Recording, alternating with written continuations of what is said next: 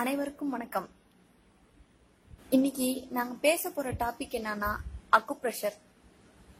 அக்குப்ரெஷர்னா நார்மலா என்ன நினைக்கிறீங்க?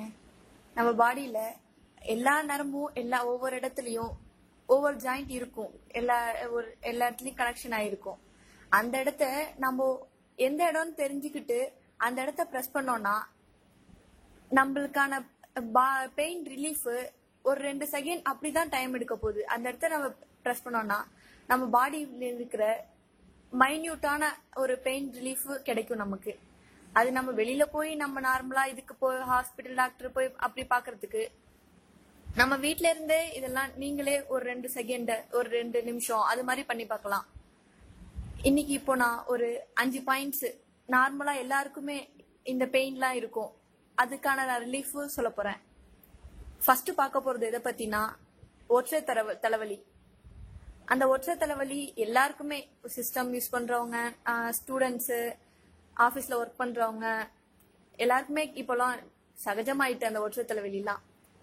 அதுக்கு இப்ப நீங்க என்ன பண்ணணும்னா அந்த கையில அந்த விரல் அந்த டிப்புல பிரஸ் பண்ணிட்டு ஒரு 2 நிமிஷம் பிரஸ் பண்ணீங்கன்னா அந்த ஒரு 2 நிமிஷம் ஒரு டெய்லியும் ஒரு 2 நிமிஷம் அப்படின்னு ஒரு 1 வீக் பிரஸ் பண்ணி பாருங்க. உங்களுக்கு தானாவே அதுவே கம்மியாகிறது உங்களுக்கே தெரியும். அடுத்து நம்ம பார்க்க போறது தூக்கமின்மை. இது வயசானவங்க எல்லாருக்குமே இது இருக்கு, பிரச்சனை இருக்கு. அதுக்கு நீங்க அந்த கையில இந்த சுண்டு விரலுக்கு கீழே இருக்கிற அந்த இடத்த ஒரு லாங் பிரஸ் ஒரு 2 நிமிஷம் அதே மாதிரி அந்த 2 நிமிஷம் அதே டைம் இதுலயும் பண்ணீங்கன்னா அந்த உங்களுக்கு தூக்கமின்மை பிரச்சனையே இருக்காது. அடுத்து பார்க்க போறது ஹைப்பர் டென்ஷன், அதாவது உயர் ரத்த அழுத்தம். அதுக்கு நீங்க அந்த பாதத்துல அந்த விரல் அந்த 3வது விரல் அந்த கீழே அந்த சென்ட்ரல் பிளேஸ்ல அங்க ஒரு பிரஸ் பண்ணீங்கன்னா அந்த இடத்துல அந்த பிளட் பிரஷருக்கான அந்த நரம்பு அந்த இடத்துல அங்க இருக்கும். அது நீங்க ஒரு நிமிஷம் பிரஸ் பண்ணிக்கிட்டே இருந்தீங்கன்னா அங்க உங்களுக்கு பிளட் பிரஷர் கம்மியாகும். அடுத்து நம்ம பார்க்க போறது செரிமானமின்மை.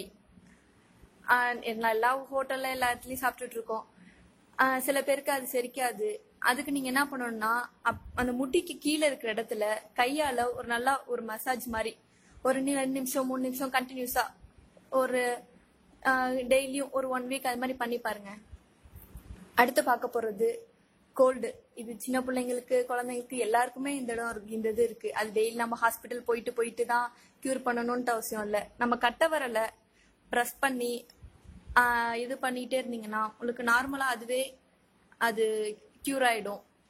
இப்போ இதுல இருந்து உங்களுக்கு ஒரு கொஞ்சமாவது உங்களுக்கு புரிஞ்சிருக்கும். ஏன்னா இந்த ஒரு 5 பாயிண்ட் நீங்க ஒரு 1 வீக் கண்டினியூஸா ட்ரை பண்ணி பாருங்க. உங்களுக்கு நார்மலாவே இது கியூர் ஆகுறது உங்களுக்கே தெரியும், உங்களுக்கே ஒரு ஃபீல் இருக்கும். இந்த இது உங்களுக்கு பிடிச்சிருந்துச்சுன்னா சப்ஸ்கிரைப் பண்ணுங்க, ஷேர் பண்ணுங்க. தேங்க்யூ.